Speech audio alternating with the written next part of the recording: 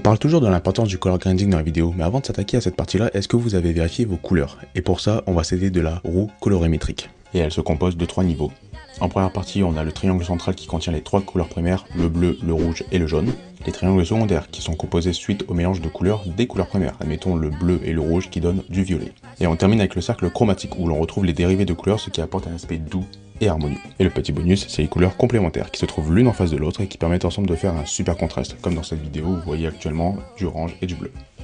Évidemment, il n'existe pas de bonnes ou de mauvaises combinaisons, c'est juste des tonalités qui ne vont pas très ensemble. Par exemple, le rouge vif et le vert vif, c'est quelque chose qui n'est pas très beau à l'œil. Ou même la combinaison, par exemple, jaune vif et violet vif, c'est quelque chose qui peut être utilisé dans un cadre avec des effets psychologiques perturbants. Ça peut fonctionner.